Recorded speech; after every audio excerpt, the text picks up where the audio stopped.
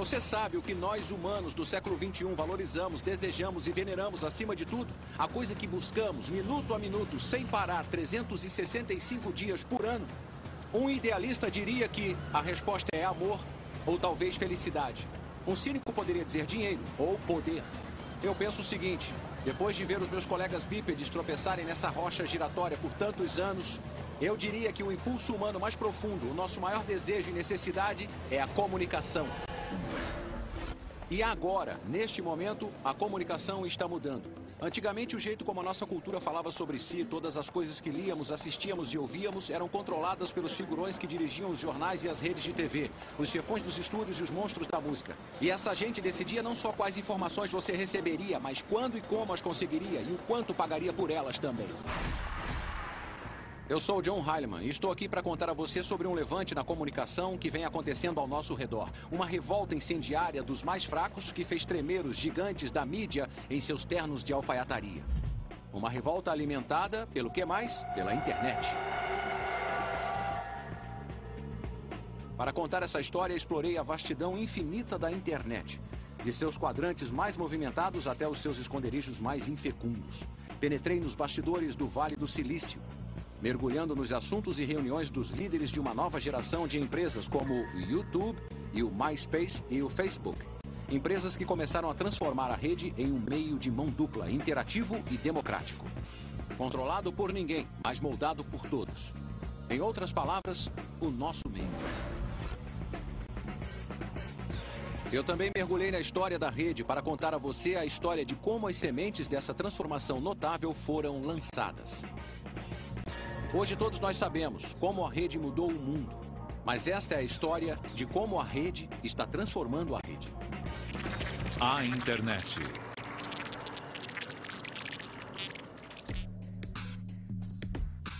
Este é o Vale do Silício, na Califórnia, e estas figuras são Chad Hurley, Kevin Rose e Jay Adelson.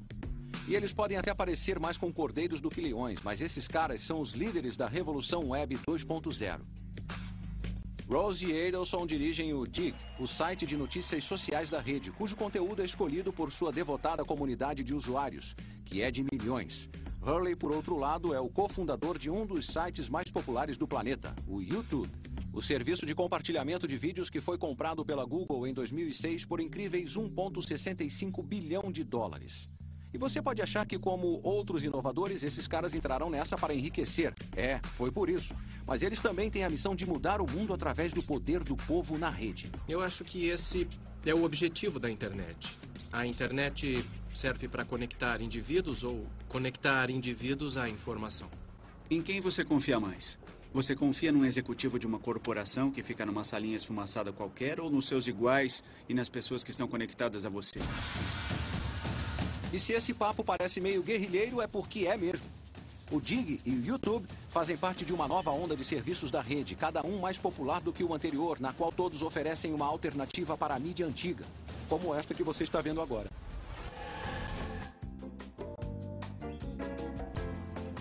Até bem recentemente, a velha ordem da televisão operava com base em uma série de costumes antigos e antiquados. E caras incrivelmente carismáticos e ligeiramente irritantes, gente como eu, viajavam o mundo com todas as contas pagas e salários astronômicos, sendo filmados por caras como estes. Para a pessoa comum, a indústria da TV era impenetrável. Era um clubinho que controlava o que iria ao ar. O tubo deles, em outras palavras. Mas não mais. Hoje, a indústria da TV está sendo escancarada, tornando-se acessível para todos. E tudo por causa do YouTube e de uma transformação que se resume em seu slogan: transmita a si mesmo. Antes eram só as empresas de mídia tradicionais que controlavam os portais de distribuição. E eles também controlavam o que era produzido. Mas nós achamos que todos têm a oportunidade ou deveriam ter a chance de ser ouvidos. Não surpreende que alguns titãs da televisão considerem o YouTube tão ameaçador, especialmente depois de seu casamento com o Google. Mas o que Chad Hurley e a sua gangue fizeram foi dar a todos um poder que estava restrito apenas aos mestres da grande mídia. Eles deram a todos e cada um de nós a nossa própria torre de transmissão, da qual podemos transmitir os nossos vídeos caseiros, quer sejam brilhantes ou débeis mentais, a uma plateia em potencial de milhões. No Dig está acontecendo um experimento semelhante, mas, neste caso, o assunto não é o frívolo entretenimento televisivo, mas o mais sério dos assuntos: notícias. Como um jornal, o Dig é uma cornucópia dos acontecimentos mais recentes no mundo. Mas aquilo que vai parar na primeira página do Dig não é decidido por nenhum Mauricinho metido à âncora de jornal, é decidido por você, o usuário. E quanto mais pessoas Dig, que equivale a dizer votam, por uma determinada história, mais destaque ela terá no site. Bom, era sempre um punhado de editores que determinava o que ia para a primeira página de um jornal ou de qualquer mídia impressa.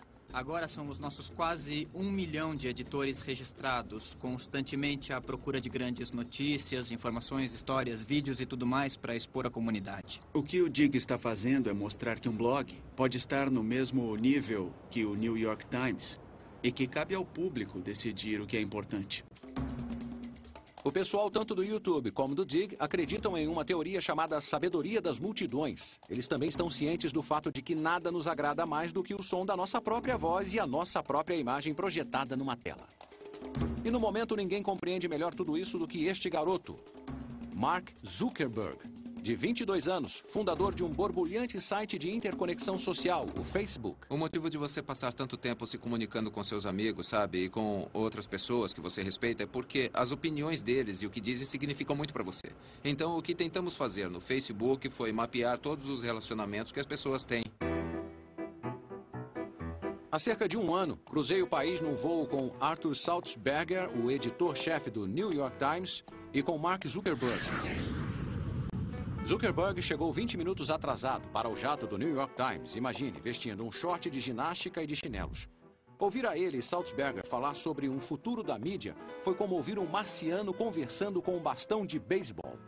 Terminado o voo, Sulzberger me perguntou o que eu achava de Zuckerberg. Eu disse que o achava esperto, mas jovem. Sulzberger respondeu: é esperto, mas muito jovem e muito sortudo. E disse que ele era só a novidade do mês. Um ano depois, o preço das ações e os lucros do New York Times estavam em queda livre e a empresa reconhecia que a sua estratégia na rede era uma confusão só. Enquanto isso, o Facebook estava cada vez mais popular, a caminho de se tornar uma empresa multibilionária de capital aberto e possivelmente até mesmo o próximo Google.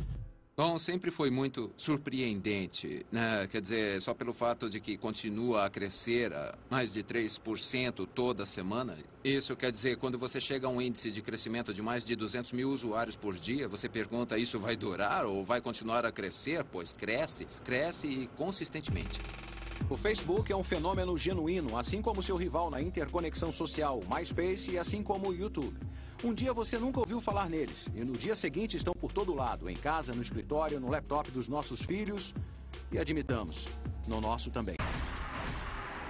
Mas a verdade é que o Facebook, o YouTube, o MySpace e o Dig não surgiram do nada.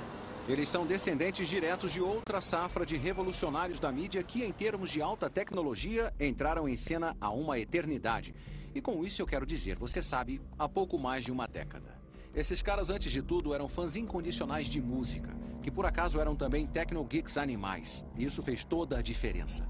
O ataque que eles lançariam sobre o status quo na indústria musical seria a base sobre a qual o YouTube e o Facebook seriam construídos. E eles lutariam essa batalha sem nada além de coragem e um fluxo de códigos de computador. Quando a rede adentrou as nossas vidas em meados da década de 1990, apesar de toda a retórica insurrecionista que inspirava, ela era apenas mais uma fonte de informações para nós. Nada muito diferente da televisão, do rádio e dos jornais, exceto por usar a forma digital através de uma tela de computador.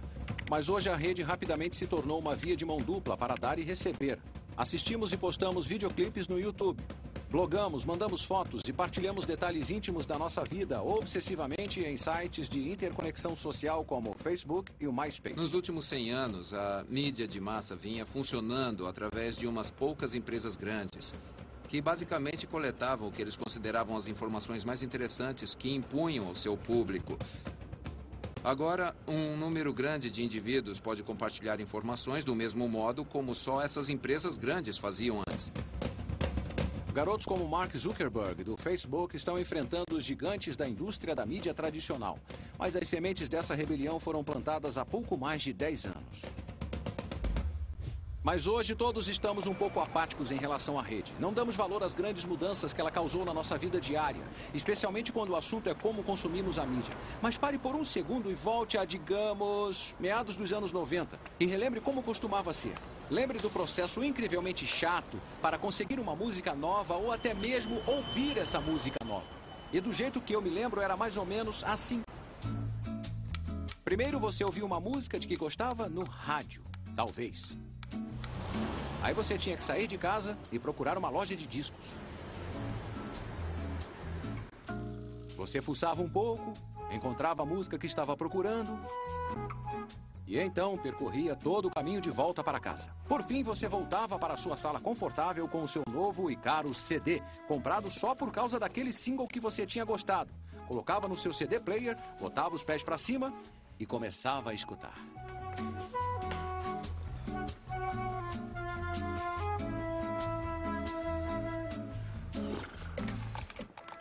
E era muito comum você descobrir que o resto do CD era um lixo total.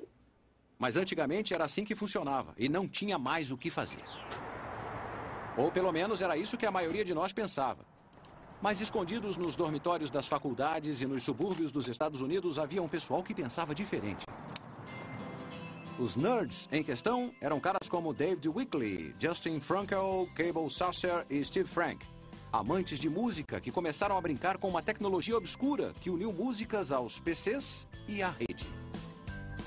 Acho que a maioria das pessoas não estava pronta para a ideia de que música de verdade podia sair de seu computador e que elas podiam conhecer novas músicas através de seu computador e da internet. E a maioria dos computadores nem sequer vinha com alto-falantes. Era uma época empolgante, porque era o início daquela revolução da música e dava para sentir que estava mudando. Dava para sentir que algo grandioso ia acontecer. Eu tinha feito um software para tocar música que, na verdade, tinha baixa qualidade e um hardware feito em casa no colegial. Daí, quando eu entrei para a faculdade, os MP3 já estavam meio que disponíveis. Daí eu comecei a brincar com isso e a qualidade até que era bem boa.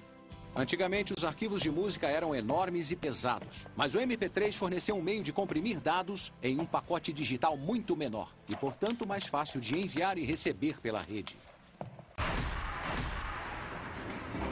Animados com as possibilidades oferecidas por isso, Frank, Sasser e Frankel, de 18 anos, criaram tocadores de mídia baixável, o Audion e o Winamp. Aplicativos que permitiam aos usuários armazenar e tocar músicas na forma de MP3 em seu computador.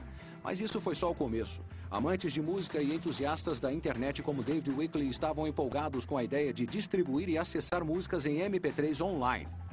Ainda calouro de ciência da comunicação em Stanford, Wickley lançou um site com informações sobre MP3, cheinho de músicas baixáveis. Umas 2 semanas depois que eu comecei, eu recebi um telefonema da segurança de rede de Stanford e eles me perguntaram: "Ei, o que está acontecendo? Mantemos uma lista de 10 a 20 servidores no campus que usam banda larga. E normalmente os computadores dos dormitórios não entram nessa lista, mas seu computador está no topo da lista e está usando cerca de 85% de toda a largura de banda da rede de Stanford. Ficamos curiosos. O que está acontecendo?" O que estava acontecendo eram as primeiras etapas de uma insurgência na internet que logo pegaria a antiga ordem do ramo musical totalmente de surpresa. Porque, em Los Angeles, executivos como Jay Sammet, da gravadora EMI, haviam garantido seu conforto fazendo as coisas da mesma maneira tecnofóbica que sempre haviam feito. MP3, áudio na rede, ripar, mixar, queimar? A reação deles foi: sem chance. A indústria fonográfica como indústria, todas as gravadoras trabalhando juntas, bancaram um projeto chamado Madison, que era um teste com a IBM para pôr gravadores de CD nas casas das pessoas. Esse foi um teste feito em San Diego para ver se os consumidores comprariam, baixariam e gravariam música. E a conclusão desse teste caríssimo feito pela IBM e por essas grandes gravadoras foi que os consumidores nunca iriam querer fazer isso. Que revelação brilhante essa! E vale a pena lembrar, é claro, que 2 décadas antes, os gênios da IBM tinham decidido que o mercado mundial de PCs jamais superaria alguns milhares de unidades. E então os dinossauros da indústria fonográfica estariam cometendo o mesmíssimo erro de novo. Em vez de, Deus nos livre, abraçar a rede, os figurões da indústria fonográfica adotaram uma postura de total e absoluta negação. Eles não permitiriam que qualquer material com registro de direitos autorais de seus artistas circulasse em qualquer lugar na rede. Mas como a indústria logo descobriria, como qualquer pai ou mãe acaba descobrindo, que os garotos norte-americanos não estavam nem aí se era permitido ou não. A ideia de que a música podia ser distribuída na rede, libertada do jugo da indústria fonográfica, estava para se popularizar de maneira absoluta, em meio a um frenesi de downloadings que acabaria por criar a base para serviços como o YouTube. E tudo isso graças a um garoto tímido de 18 anos de Boston, com uma ideia nova para um software, mas muito destruidora. A ideia dele se chamava Napster e o seu nome era Sean Fanning.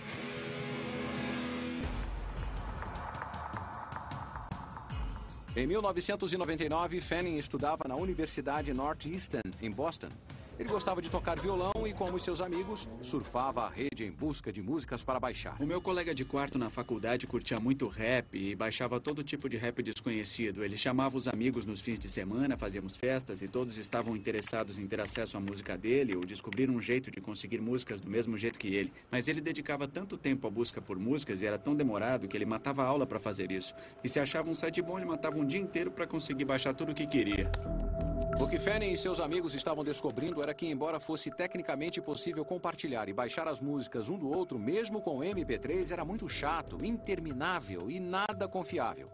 E era preciso, inclusive, manjar um pouco de programação para fazer isso. Mas quantos garotos entendiam de programação? Isso deu a Sean Fanning uma grande ideia. Quer dizer, grande mesmo. Tão grande que sua repercussão continua ecoando por toda a internet e indústria do entretenimento. Eu me dei conta de que havia esse monte de gente com uma relação de músicas que interessavam também a outras pessoas e queriam compartilhá-las. E a maneira lógica de resolver isso e alguns dos problemas de confiabilidade era fazer algo baseado numa arquitetura ponto a ponto. Então, como funcionava esse sistema ponto a ponto?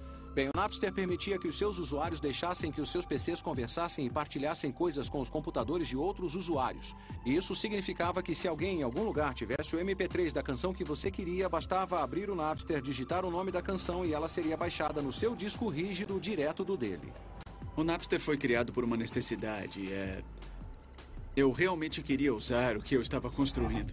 E ele não estava sozinho. Porque Fanning, um garoto que sequer tinha idade legal para beber na maioria dos estados americanos, estava para provocar um fenômeno e causar uma das controvérsias mais debatidas na história da tecnologia.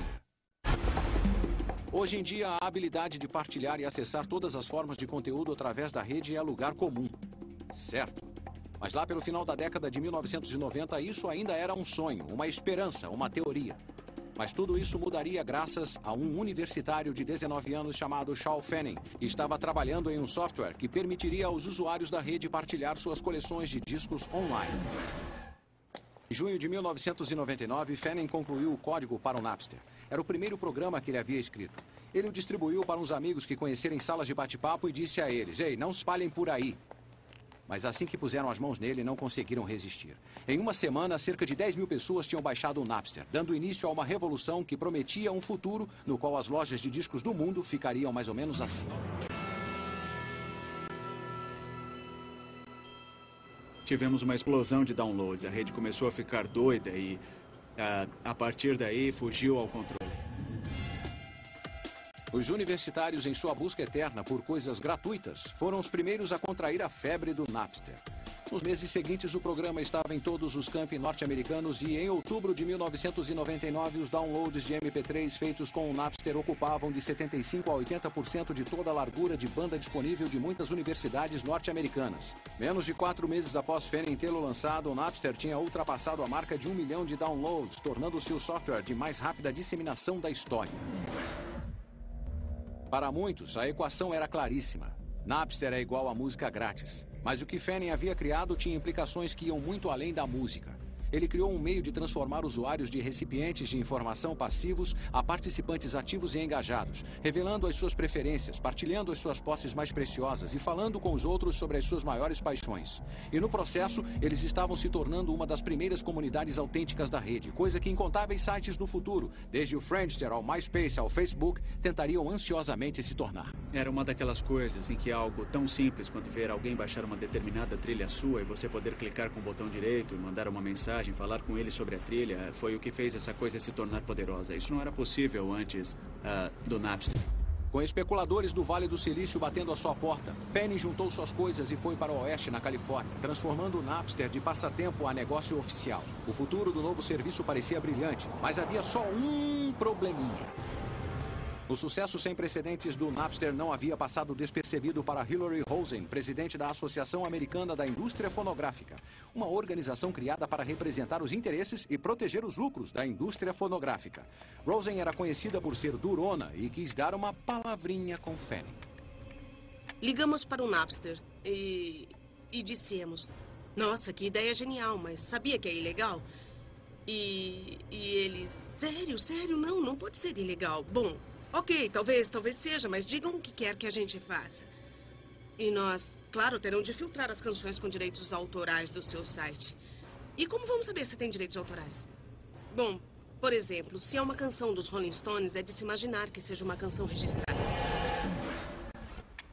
Por mais genial e de vanguarda que fosse, para a indústria fonográfica, usar o Napster para trocar arquivos online de graça era o mesmo que entrar numa loja de discos e roubar um monte de CDs. E com milhões de arquivos sendo trocados online todo dia, isso era furto numa vasta e épica escala. O rosto de Fanning agora enfeitava as bancas de jornal dos Estados Unidos e milhões de pessoas aderiram ao Napster. Mas havia nuvens no céu. Zangados por ver a sua música partilhada e distribuída de graça na internet, bandas de rock assustadoras, cabeludas e podres de ricas como Metallica resolveram agir. Assim, Rosen e o RIAA abriram contra o Napster um processo que previa consequências profundas para o papel dos direitos autorais na era digital. Após uma batalha jurídica agressiva e amarga, que aconteceu aqui, no 9º Tribunal de Apelações, com a presença da mídia do mundo todo, em julho de 2001, chegou-se a um veredito. O Napster teria que fechar imediatamente. A indústria fonográfica havia vencido, pelo menos por hora, mas também havia mostrado que era uma força reacionária. Em vez de abraçar o futuro, ela havia entrado em pânico e declarado guerra contra os seus clientes, chamando-os de foras da lei em vez de considerá-los o que eles eram, fãs. Vingada nos tribunais, a indústria fonográfica podia reclamar vitória em sua guerra contra o compartilhamento de arquivos. Ela havia fechado o Napster e mandado Shaw Fanning plantar batatas. E incentivou Steve Jobs e a Apple a criar a loja iTunes, onde músicas eram vendidas a 99 centavos de dólar cada, com uma proteção anti-pirataria que deixou as gravadoras muito felizes. Mas como se perceberia mais tarde, o suposto triunfo da indústria fonográfica parecia mais uma vitória vazia e inútil. O fechamento do Napster impediu o declínio das vendas de músicas? Não. Elas continuaram a sua longa e constante queda em espiral. E fechar o Napster impediu a troca ilegal de arquivos depois? Não. Serviços como o Kazaa simplesmente continuaram de onde o Napster tinha parado, alimentando ainda mais a troca de faixas pirateadas. Ah, tá bom, pode-se dizer que pelo menos os processos mandaram um recado para todo o Vale do Silício em nome de toda a indústria do entretenimento. Um aviso sombrio para os moleques abusados. A troca de material registrado não seria tolerada. Pode até ser, mas parece que esse aviso não teve o efeito desejado. De fato, poucos anos depois, surge uma outra inovação no Vale do Silício, com um jeitão bem parecido com o Napster, exceto por lidar com vídeo em vez de música, e que viria a se tornar muito, muito maior que o Napster jamais tinha sido. Perto da virada do milênio, o Napster revolucionou a distribuição de mídia, inflamou as paixões de milhões de fãs de música, começou a fazer os usuários participarem ativamente na rede, aterrorizou a indústria fonográfica e então foi simplesmente destruído por isso. Embora os tribunais tenham considerado que o Napster infringiu a lei, ele também abriu um novo caminho. Caminho esse que em uma nova leva de inovadores do século XXI logo reclamaria. E o mais conhecido entre esses inovadores, é claro, é o YouTube, que nos últimos 2 anos se tornou uma sensação mundial, em grande parte por permitir o acesso a incontáveis clipes de séries de sucesso da TV, séries produzidas e de propriedade de empresas de mídias gigantes como a Viacom. E como essas empresas reagiram ao empréstimo de seu conteúdo? Bem, recentemente entrevistei Philippe Dauman, presidente da Viacom, e o que ele disse sobre o YouTube lembrava muito a controvérsia do Napster. É uma empresa de altíssima qualidade. Tem muitas pessoas muito espertas que podem fazer coisas bem rápido quando querem. E eu acho que até esse momento elas não quiseram, mas talvez queiram no futuro e queiram se unir ao consenso do qual eles precisam fazer parte. E a evidente infelicidade de Dauman expressou-se de forma jurídica. A Viacom abriu um processo de $1 bilhão contra o YouTube, acusando o site de descaso descarado pelas leis de propriedade intelectual devido ao material registrado que aparece no site. E você pode ficar tentado a perguntar, essa gente não aprendeu nada? E eu a responder, acho que não. Embora o YouTube remova qualquer material registrado assim que o dono solicita, e embora o YouTube esteja tentando criar um sistema mais fácil, parece que os medos de Dauman não diminuíram. Mas fazer o YouTube ceder não será tão fácil quanto fechar o Napster, porque, diferentemente do Napster, o YouTube não é mais uma entidade sem verba. O seu benfeitor tem uma conta bancária enorme. É o gigante das buscas, o Google, que comprou o YouTube no final de 2006. Acho que definitivamente teria sido difícil, para dizer o mínimo, sem usar os recursos do Google, lidar com o nível de, interesse em nossa empresa por parte dos grandes da mídia. O YouTube pode ter se tornado o maior alvo na tentativa da velha guarda proteger os seus flancos. Mas embora o serviço realmente tenha se tornado um lugar onde milhões de pessoas postem e compartilhem material registrado, essa pode não ser a maior ameaça que o YouTube representa para os gigantes da mídia. Acredito que o que está afetando a eles não são só os efeitos da internet.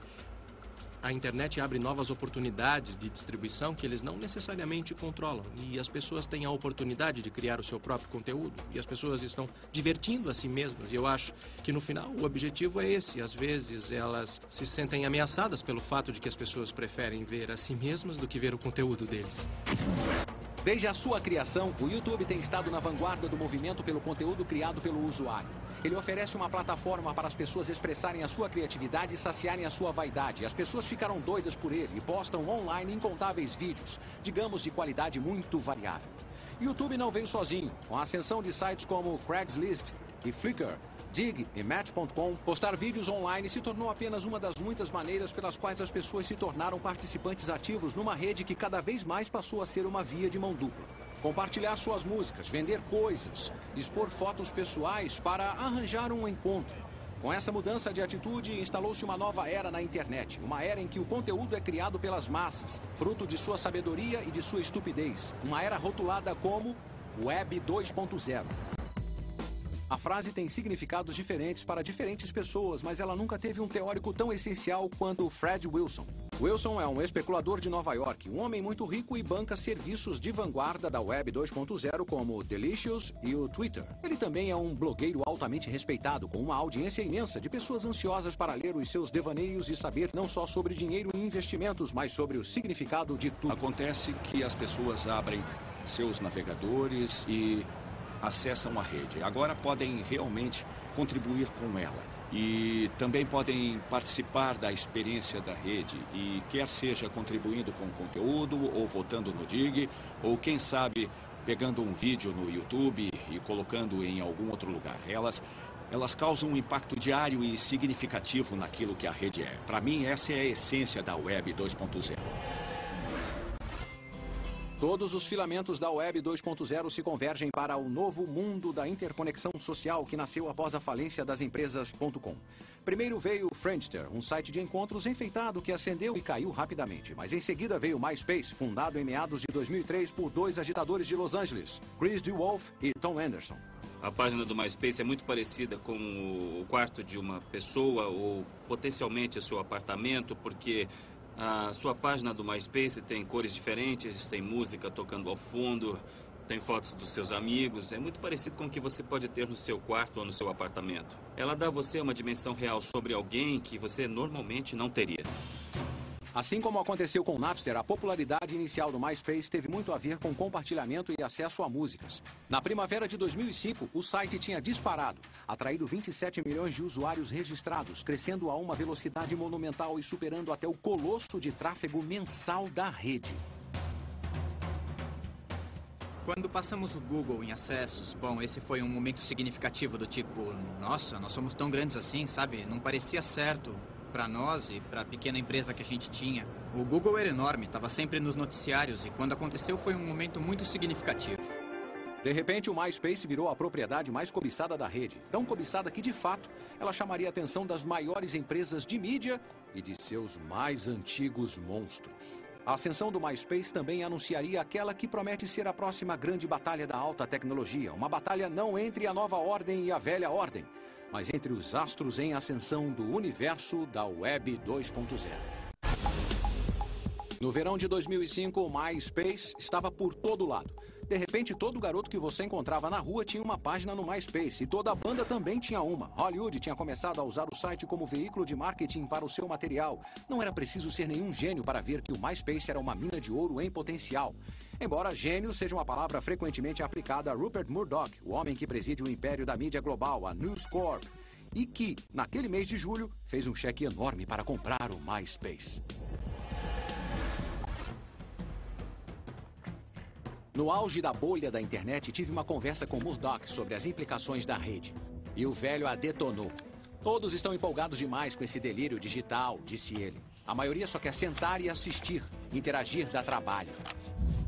Eu me lembro de pensar que finalmente tinha encontrado um ponto cego em Murdoch. Mas então, alguns anos depois, ele resolveu comprar o MySpace por 650 milhões de dólares. Será que Murdoch, o deus da antiga mídia, finalmente tinha adotado a religião da rede? Eu acho que não. O que aconteceu foi que o tsunami de interconexão social simplesmente tinha ficado grande demais para Murdoch.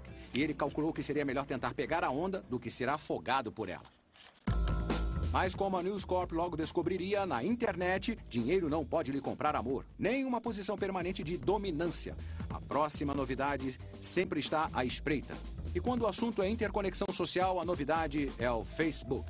Uma inovação fundada por Mark Zuckerberg, um ex-calouro de Harvard, hoje com 23 anos, e que no Vale do Silício é tido por todos como sendo do mesmo patamar do Netscape e do Google. Uma inovação que tem o potencial para basicamente mudar a rede. Ele começou bem pequeno, montamos a primeira versão do produto em apenas 1 semana e meia. Em 2 semanas, 2/3 dos alunos de Harvard estavam usando, e aí todos esses outros alunos de escolas em volta de Harvard começaram a nos mandar e-mail dizendo: olha, você pode abrir uma versão do Facebook na nossa escola? Nós expandimos rapidamente, o mais rápido que pudemos. E aí expandimos para todas as faculdades nos Estados Unidos, para todos os colégios e para muitas empresas, e fizemos de um jeito que todos pudessem se inscrever. E aí, desde então, ele cresceu de 10 milhões de usuários ativos para uns 50 milhões e continua a crescer, duplicando a cada 6 meses. Essa história pode parecer familiar, e de certo modo é. Rapaz cria software em dormitório da faculdade. O software faz sucesso e toma a rede de assalto. Rapaz se muda para o Vale do Silício e ele se une a especuladores. Rapaz acaba na capa da Fortune e ganha tanto dinheiro que você não consegue evitar e o odeia um pouco. Mas Mark Zuckerberg não é um típico rapaz do Vale. O que o diferencia é a totalmente ímpia e praticamente incompreensível escala de sua ambição. É o tipo de ambição que nos lembra de um jovem Bill Gates, que começou com a meta de pôr um PC em cada escrivaninha em todos os lares e escritórios no mundo, e todos rodando com software da Microsoft. Ou do pessoal da Google, cuja meta é organizar e tornar acessíveis todas as informações via Google. No caso de Zuckerberg, a sua maior ambição é criar um serviço que capture a totalidade da conectividade humana. Para criar, pode-se dizer, a máquina definitiva de relacionamentos. O que tentamos fazer no Facebook foi mapear todas as relações que as pessoas têm. E olha que existem bilhões delas no mundo todo. E aquilo que podemos chamar de agregado das relações das pessoas, nós chamamos de rede social. Rede social pode parecer mais um jargão do Vale do Silício, mas não é. Na verdade, é um conceito acadêmico, aquilo que é conhecido como análise de rede social. A ideia básica é que todos estamos unidos por uma rede de relações. Alguns dos elos são diretos e fortes e outros são tênues e fracos. Eu conheço você. Você conhece um cara chamado Fred. E o Fred, por acaso, conhece o Bono. Então, teoricamente, eu estou ligado ao Bono. É aquele lance dos 6 degraus de separação. Todos estão ligados a todos, por mais distante que seja. Agora, imagine um diagrama de todas essas conexões interpessoais. Essa é a rede social. Então, quando Zuckerberg fala em mapear, englobar e replicar online toda a imensidão da rede social mundial, bem, era isso que eu queria dizer sobre ele ser extraordinariamente ambicioso. Contudo, as ambições de Zuckerberg não terminam com a rede social. Ele quer transformar o Facebook no Windows da rede, uma plataforma sobre a qual os criadores de software possam construir aplicativos para tornar o site mais útil e mais completo. E nesse ínterim, desenvolver um novo modelo de propaganda. O desenvolvimento da plataforma foi uma coisa que aconteceu muito rápido e nos primeiros 4 dias de seu lançamento, essa empresa, a iLike, já havia construído um aplicativo de música e tinha mais de 1 milhão de usuários. E coisas como essa são muito doidas, mas foi interessante ver a velocidade com que cresceu. Embora ainda esteja no início e os aplicativos atuais do Facebook não sejam muito úteis, o potencial dessa plataforma não pode ser subestimado. Esse é um dos principais motivos pelos quais a Microsoft não estava apenas disposta, mas também ansiosa por pagar 240 milhões de dólares por apenas 1,6% da empresa de Zuckerberg no ano passado. Mas se Zuckerberg vai se tornar o novo Bill Gates da rede, é claro que isso ainda não se sabe. Para começar, a sua nova plataforma de propaganda pode fracassar. Além disso, o MySpace não vai desistir sem lutar. Embora o Facebook esteja crescendo a um ritmo surpreendente, o MySpace ainda é maior. E DeWolf e Anderson, com o apoio de Murdoch, planejam enfrentar o Facebook de frente. Portanto, estamos para testemunhar o próximo grande auê da rede. Facebook contra MySpace. Os geeks do Vale contra os espertalhões de Hollywood. Mas mesmo com Rupert Murdoch espreitando nos bastidores, projetando o MySpace o melhor que pode, esse é o novo tipo de luta. Não é a mídia antiga contra a mídia nova, mas o novo contra o novo. 2 inovadores puro sangue da Web 2.0 lutando pela supremacia. Uma batalha na qual os bens criativos mais importantes somos todos nós, os amadores. Qual lado vai vencer? Talvez os dois, ou talvez nenhum. Com a ascensão da Web 2.0, tudo é possível. Há dinheiro circulando, negócios estão sendo fechados, milionários estão sendo criados da noite para o dia. Mas o que acontece hoje também destaca a verdadeira importância da rede que emergiu nos dias do Napster. A maneira como ele deposita um poder fantástico nas mãos de indivíduos. Embora esse poder possa ser transformado em lucro, existem aqueles cujas aspirações são mais profundas, mais altruístas. São as pessoas por trás de sites como Craigslist e Wikipedia. Pessoas que não podem ser compradas. À medida que a mídia tradicional tem observado a emergência da rede de 2 vias, os seus habitantes começaram a imaginar e até temer pelo futuro de suas indústrias e até deles próprios. E entre os mais temerosos estão os meus amigos que trabalham em lugares como este, no do jornalismo profissional, pois nada resume mais as tendências democratizantes da Web 2.0 do que aquela nova forma de expressão que conhecemos como blog. No mundo todo, pessoas comuns estão postando os seus pensamentos, a sua retórica, os seus conhecimentos e, às vezes, até os seus noticiários na rede. Todos têm alguma coisa a dizer e, de repente, qualquer um pode ser um cidadão jornalista. Mas os meus amigos repórteres não são os únicos sacudidos por essa ascensão da rede de 2 vias. Os chefes deles estão ficando histéricos também. Agora, antigamente, até bem recentemente, os editores de jornais podiam relaxar em seus escritórios, tranquilos na sabedoria de que não importava se a economia estava em alta ou em baixa. Eles sempre tinham uma fonte de renda confiável, os anúncios classificados. Mas hoje, esses mesmos editores de jornais não estão nada relaxados. Ao contrário, tremem de medo toda vez que uma palavra é dita. Não, não é internet e não é rede, mas sim Craig. É Craig da Craigslist. Um dos sites mais populares do mundo, que funciona como uma espécie de quadro de avisos online em 450 cidades no mundo todo, completa, com todas as coisas que você tem na seção de classificados de qualquer jornal. Empregos, coisas para vender, coisas procuradas, lugares para alugar, lugares para comprar, oportunidades, serviços e, é claro, anúncios pessoais, muitos deles picantes. E o fato de seus classificados serem gratuitos é o motivo dos editores de jornais estarem nervosos. Considerando a escala e o alcance global da Craigslist, é evidente que a empresa por trás dela deve ocupar uma sede enorme e chamativa no coração do Vale do Silício. E é claro que o homem por trás de tudo isso deve ser um bilionário voraz, feroz, formidável e imponente. Ou talvez não. Aí está ele, Craig Newmark, para ser exato. Um ex-programador fofo e de meia idade que gerencia esse site livre para usar e livre para postar em seu minúsculo escritório em São Francisco, que já foi seu apartamento. Como Jim Wales, fundador da Wikipedia, a enciclopédia gratuita criada por usuários, Newmark é uma prova viva de que a rede não era só para ganhar dinheiro. É para dar liberdade à comunicação. Compartilhamos alguns valores com praticamente todos em nosso país e talvez com todos no mundo. E funciona assim. Uma vez que você fature o suficiente para viver com conforto e garantir o seu futuro, qual é o sentido de ter mais? Esses são os valores que nos passam na escola dominical, que aprendemos na nossa criação. E vamos seguindo desse jeito. Estamos numa era em que as pessoas estão começando a perceber que comunidades que supervisionam a si mesmas, podem produzir trabalhos de altíssima qualidade, quer sejam software de fonte aberta ou algo como a Wikipedia, a abertura, a transparência, contanto que você tenha normas sociais estabelecidas que incentivem o bom trabalho e desencorajem as coisas ruins, o produto resultante disso é muito bom. Na verdade, a qualidade da informação na Wikipedia não é uma maravilha. Devido à sua natureza aberta e ao fato de que oferece anonimato a qualquer um que queira adicionar, subtrair ou editar as informações em suas entradas, a Wikipedia é vulnerável ao abuso. Pró-democráticos inseriram as palavras idiota e racista, a biografia de Rush Limbaugh. E pró-republicanos mudaram a entrada da guerra do Iraque e a chamaram de liberação em vez de ocupação. Então, talvez a melhor maneira de pensar na Wikipedia é que ela contém 100 vezes mais informação do que uma enciclopédia à moda antiga, mas tem apenas cerca de 90% de precisão. No geral, não é uma troca muito ruim. Então, contanto que você reconheça que, embora a Wikipedia possa ser um recurso inestimável, ela não deve ser considerada definitiva, nem considerada infalível.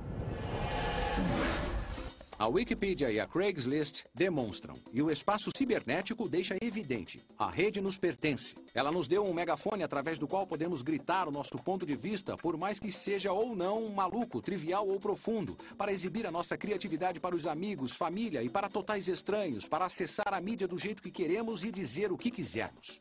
O que estamos vendo agora é o fluxo de poder de um grupo relativamente pequeno de pessoas, de qualquer um que queira o seu pedacinho de poder através da rede. Nós passamos por aquela bolha.com quando começou a parecer que a internet só teria anúncios em pop-up e venda de comida de cachorros e coisas assim. Então isso remonta a uma era anterior. Agora, qualquer um pode chamar sua atenção. E isso importa. Há problemas com ela. Mas essa é uma grande onda de democracia. Isso quer dizer que a rede finalmente está se tornando aquilo que os seus criadores sempre quiseram. Uma coisa que as grandes empresas nunca poderão controlar: o meio de expressão do povo. Você não acredita em mim? Pergunte ao cara que a inventou. Originalmente, a ideia da rede é que ela seria uma via de mão dupla com a qual eu poderia contribuir. E na última década, a rede não fez isso, mas estamos retomando a ideia de uma rede de mão dupla. Então, o fato de ser um espaço onde as pessoas podem escrever um blog e contribuir para uma wiki é muito empolgante para mim, porque trazem a pessoa comum de volta como autor. Versão brasileira, DPN Santos. E quanto ao futuro? Para onde a rede vai? Bem, se eu pudesse responder a isso com exatidão, seria um bilionário. E com certeza, sob nenhuma circunstância, partilharia essa informação com você. Mas o que eu sei é a direção geral das mudanças que estão por vir na rede. Maior, mais veloz, mais social, mais penetrante, mais consumidora, mais envolvente. E quer gostemos ou não, a rede tomou vida própria. Ela é autocatalítica. Os dominós iniciaram a sua reação em cadeia, mas ainda restam muitos a cair.